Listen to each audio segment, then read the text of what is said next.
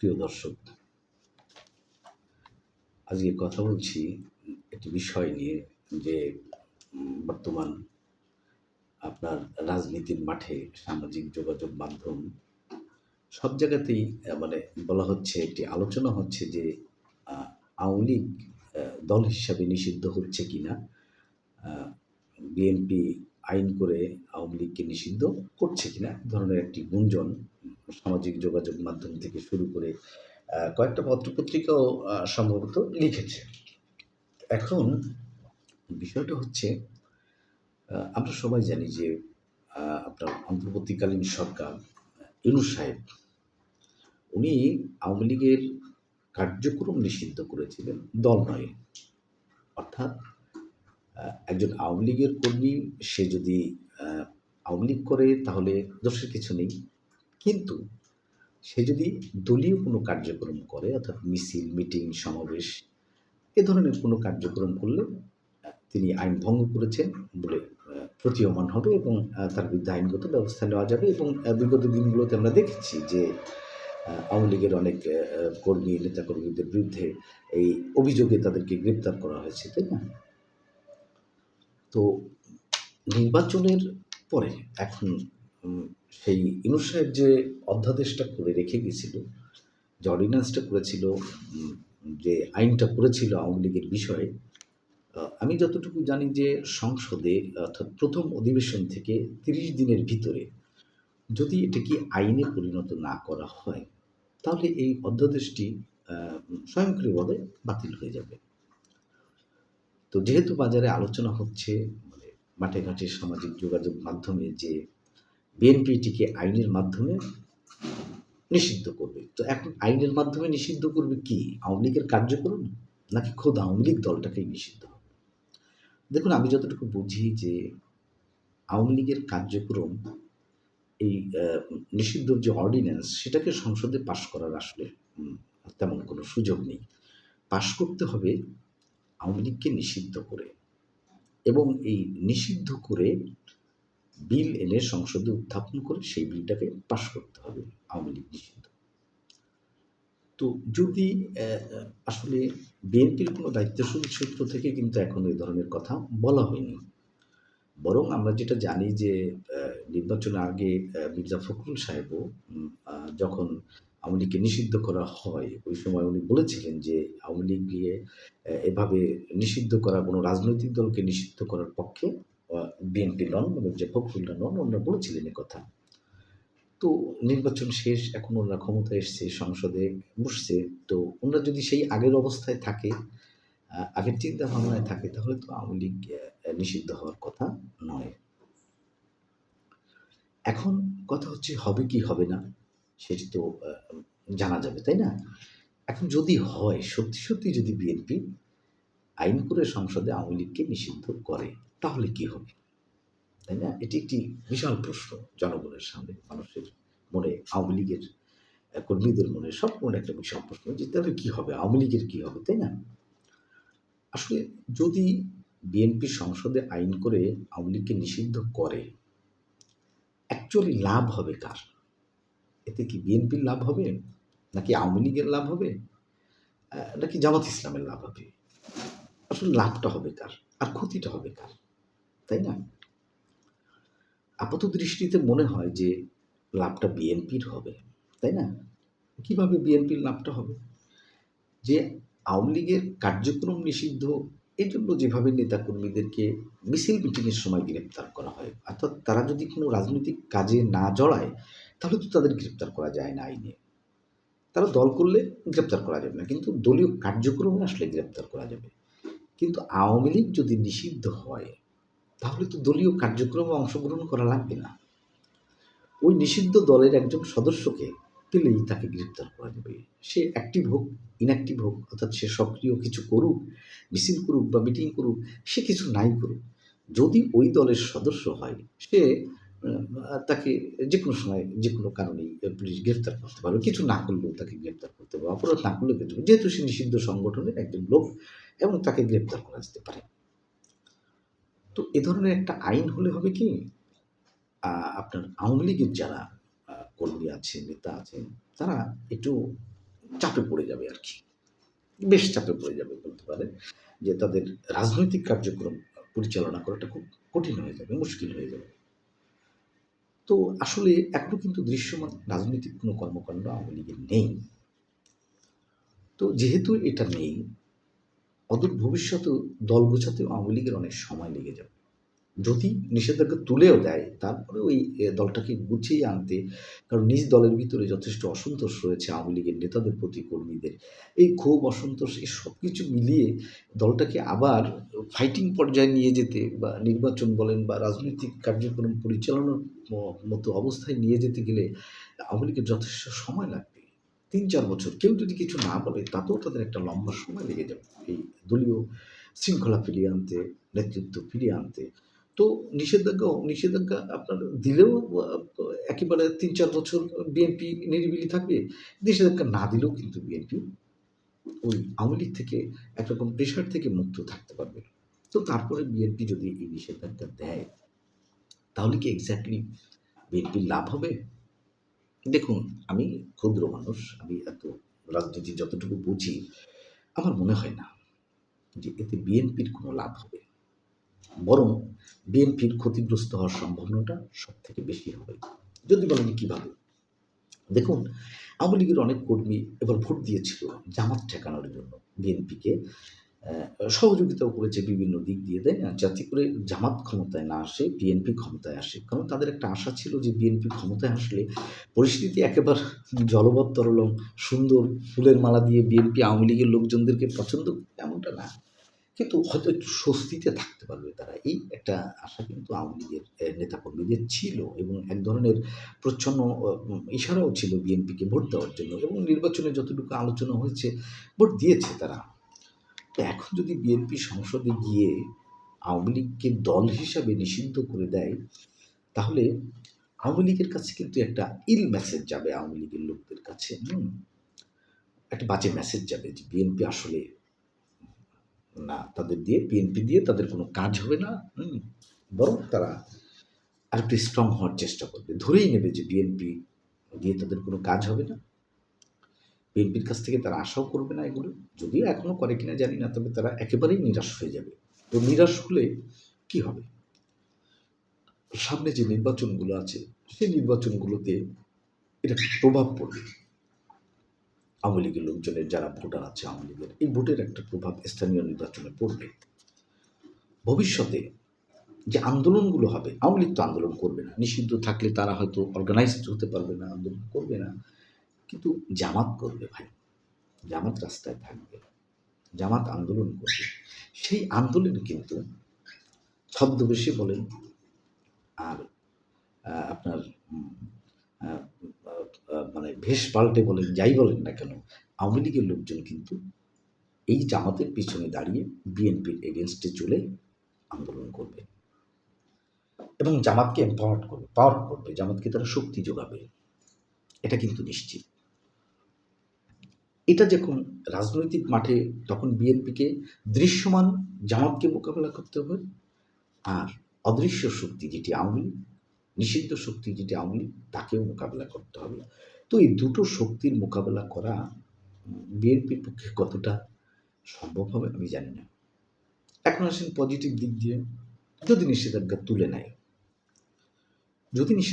নেয়, তাহলে আওয়ামী লীগ আবার রাজনীতিতে ফিরবে। তাদের যে ভুল ত্রুটি আছে, যে সমস্যাগুলো আছে দলের ভিতরে, দলের বাইরে, সেগুলো তারা ঠিকঠাক করে দল গুছিয়ে সামনের দিকে এগোবে। তবে ভায়োলেন্সে জড়াবে এটা আমার মনে হয় না, এবং তারা ও ধরনের কিছুতে যাবে না। বললামই তো, তাদের দল গোছাতেই ৩-৪ বছর সময় লেগে যাবে। তো এতে কী হবে কি, আওয়ামী লীগের যারা আছে তারা ক্ষমতায় যাক বা না যাক, নির্বাচনে যাক বা না যাক, বিএনপির প্রতি, নেতাদের কথা বাদ দিলাম, সাধারণ আওয়ামী লীগের কর্মী যারা থাকবে, বিএনপির প্রতি তাদের কিন্তু একটু হলেও সফট কর্নার তৈরি হবে। যদি কিনা বিএনপি এই নিষেধাজ্ঞাটা তুলে নেয়, তাহলে তারা আর বিএনপিকে তীব্র শত্রু, চিরশত্রু মনে করবে না। জামাতের মতো চিরশত্রু মনে করবে না। শত্রুতায় কিছুটা ভাটা পড়বে। আর এই সুযোগটা বিএনপি কাজে লাগাতে পারে। যদি শত্রুতায় কিছুটা ভাটা পড়ে, তাহলে একসময় এটি ভবিষ্যতে বিএনপির জন্য ভালো হবে এবং পরবর্তী নির্বাচনে যদি আওয়ামী লীগ ভালো ফলাফল নাও করতে পারে, তবুও বিএনপি স্মুথলি ১০টা বছর রাজ্য চালাতে পারবে। প্রথম টার্ম তো যাবে, দ্বিতীয় টার্মও যেতে পারে। কিন্তু যদি নিষেধাজ্ঞা দিয়ে বসে বিএনপি, এই বোকামি যদি করে বসে, তাহলে ফল ভালো হবে না। ওই যে বললাম, জামাত এবং আওয়ামী লীগ দুটোকেই মোকাবিলা করতে হবে। জামাত হবে দৃশ্যমান শক্তি, আওয়ামী লীগ হবে অদৃশ্য শক্তি। এই দুটো শক্তিকে মোকাবেলা করা একটু কঠিনই হবে, সে ভোটের মাঠে হোক কিংবা রাজনীতিতেই হোক। বিএনপির যারা নীতি নির্ধারক আছে তারা বিষয়টা ভালো বুঝবেন। তবে এখানে শঙ্কার কথা যেটা আমি বারবার বলছি, দেখুন, প্রতিটি দল ক্ষমতায় যাওয়ার ইচ্ছা পোষণ করে। আওয়ামী লীগ যেমন ক্ষমতায় যেতে চায়, বিএনপি যেমন ক্ষমতায় যেতে চায়, জাতীয় পার্টি যেমন ক্ষমতায় যেতে চায়, জামাত ইসলাম ক্ষমতায় যেতে চায়।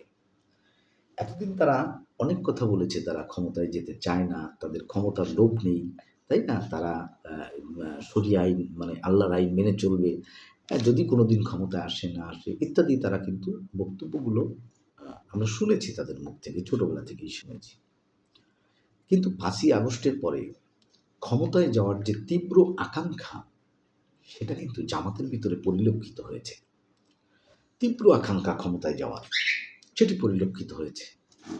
তো ওই নির্বাচন শেষে কি জামাত এই আকাঙ্ক্ষা পরিত্যাগ করেছে? ক্ষমতায় যাওয়ার আকাঙ্ক্ষাটা কি ছেড়ে দিয়েছে জামাত? জামাত আর ক্ষমতায় যাবে না, যেতে চায় না, শুধু শুধু ইসলাম চর্চা করতে চায়?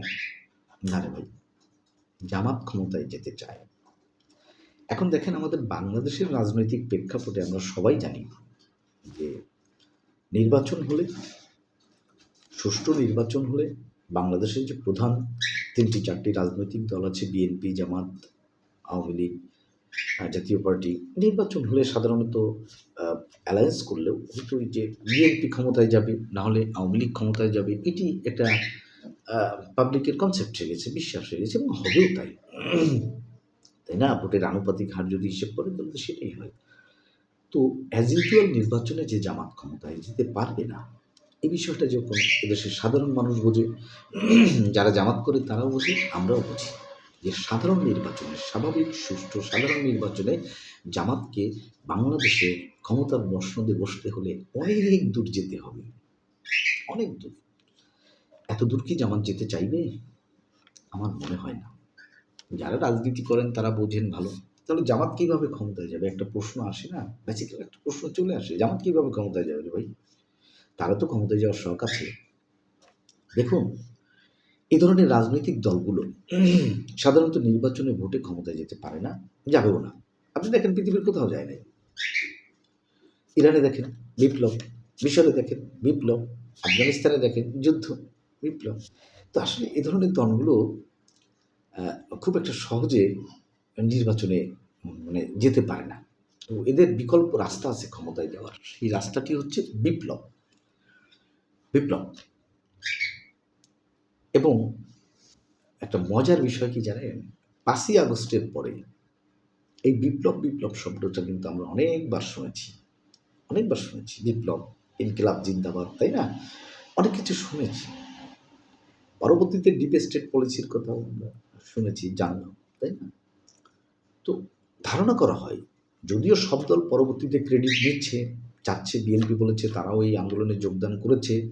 হ্যাঁ, সবাই বলছে যে আমরা জুলাই আন্দোলনে যোগদান করেছিলাম, স্বৈরাচারের বিরুদ্ধে যোগদান করেছি। এটা খুব ভালো কথা। কিন্তু আসলে মূল কলকাঠিটা কে নেড়েছে জুলাই আন্দোলনে? এই যে বৈষম্যবিরোধী ছাত্রদের কথা বলা হয়, এদের পরিচয় কিন্তু পরবর্তীতে প্রকাশ পেয়েছে। তো দেশের মানুষ মনে করে, জনগণ মনে করে যে জামাতের এই জুলাইয়ে জামাতের একটি বিশাল আপনার ভূমিকা রয়েছে, যা অন্য কোনো দলের নেই।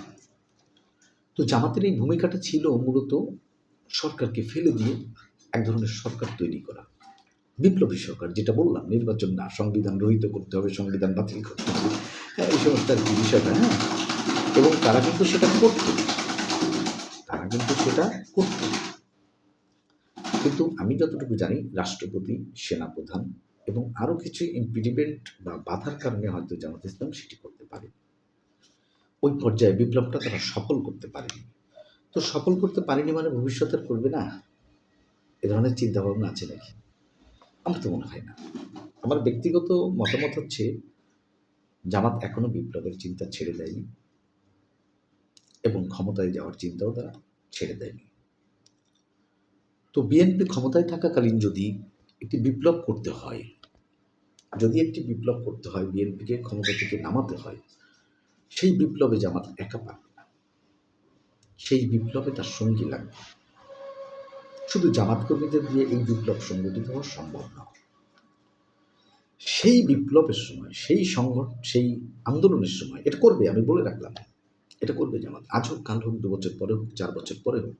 আরেকটা বিপ্লবের অপেক্ষায় জামাত আছে এবং সেটা করবে তারা। আমি দৃঢ় বিশ্বাস রাজনীতিতে এতদিন পর্যন্ত যতটুকু বুঝি তারা আরেকটি বিপ্লব সংগঠিত করবে। এটা আমার বিশ্বাস। যদি না করে তাহলে তারা ভুল করবে এবং তারা করবে। বিএনপিকে এই বিষয়ে সচেতন থাকতে হবে। এই বিষয়টাতে সচেতন থাকতে হবে। তো তখন হবে কি, ক্ষিপ্ত হয়ে যদি বিএনপি এখন আওয়ামী লীগকে নিষিদ্ধ করে, তাহলে আওয়ামী লীগের লোকজন, কর্মীরা, সাধারণ যারা আছে তারা বিএনপির উপর নাখোশ হবে, ক্ষিপ্ত হবে এবং গোপনে গোপনে যেটা বললাম, ছদ্মবেশে জামাতকে এম্পাওয়ার্ড করতে পারে। এম্পাওয়ার্ড করলে বিএনপি হবে কি, একা হয়ে যাবে। বিএনপি রাজনীতির মাঠে একা শক্তি হয়ে যাবে এবং বাকি শক্তিগুলোকে তাকে মোকাবেলা করতে হবে। আর যদি কার্যক্রম নিষিদ্ধ না করে, তাহলে বিএনপি একা হবে না। বিএনপির জায়গায় থাকবে, আওয়ামী লীগের জায়গায় থাকবে, ইসলাম জামাতের জায়গায় থাকবে, জাতীয় পার্টির জায়গায় থাকবে। তো হবে কি, শক্তির একটা ভারসাম্য চলে আসবে। আর যদি আওয়ামী লীগকে নিষিদ্ধ করে দেওয়া হয়, তাহলে শক্তির ভারসাম্য থাকবে না এবং বিএনপিকে, আমি যতটুকু জানি, এর জন্য পস্তাতে হবে, ভবিষ্যতে পস্তাতে হবে এবং সেটা খুব বেশি দিন যাবে না। ধরে নিতে পারেন ২ বছর, ৩ বছর বা ৪ বছর। এর ভিতরে আমার যতটুকু ধারণা, বিএনপিকে এই নিষিদ্ধ করার ফল ভোগ করতে হবে। কারণ আপনি যত যাই বলেন রে ভাই, একটা বিশাল অংশ দেশে আওয়ামী লীগের সাথে জড়িত, আওয়ামী সেন্টিমেন্টের সাথে জড়িত, রাজনীতির সাথে জড়িত। নেতাদেরকে ফাঁসি দিলেন, কিছু কর্মীকে জেলে দিলেন, সেক্ষেত্রে কোটি কোটি তো আর জেলে দিতে পারবেন না ধরে, তাই না? তাহলে তো সারা দেশটাকেই কারাগার বানায় দিতে হবে। এটা পারবেন না। তো আলটিমেটলি কী হবে, এই নিষিদ্ধ করলেও যারা জেলে আছে তারা জেলে থাকবে, নিষিদ্ধ না করলেও ওই নেতাকর্মীরা যারা আছে, লাইমলাইটে যারা আছে, তারা তো জেলে থাকবে নিষিদ্ধ না করলেও। অপরাধ করলে তারা থাকবে। তো এখানে নিষিদ্ধ করা না করাটা আসলে খুব একটা গুরুত্ব বহন করছে না, আমি যতটুকু মনে করি রাজনীতিতে। আর সবচেয়ে বড় কথা হচ্ছে, উপমহাদেশের এই প্রাচীন দলটি যদি নিষিদ্ধ করা হয়, আন্তর্জাতিক অঙ্গনেও এর একটা প্রভাব পড়বে। এটি একেবারে সহজ হয়ে যাবে তা কিন্তু না। আন্তর্জাতিক অঙ্গনে প্রভাব পড়বে, আমাদের ইমেজ নষ্ট হবে। পাশাপাশি বিএনপির জন্য একটি ঝুঁকি তৈরি হবে রাজনীতিতে ভবিষ্যতে। আশা করি বিএনপির লোকজন, যারা সিনিয়র নেতারা আছেন, রাজনীতি বোঝেন, তারা বিষয়টি ভেবে দেখবেন এবং কিভাবে এই সমস্যার সমাধান করা যায়, আওয়ামী লীগের বিষয়টিকে তারা এই বিষয়টির সঠিক সমাধান দেবেন বলে আশা করি। ধন্যবাদ, সবাই ভালো থাকবেন।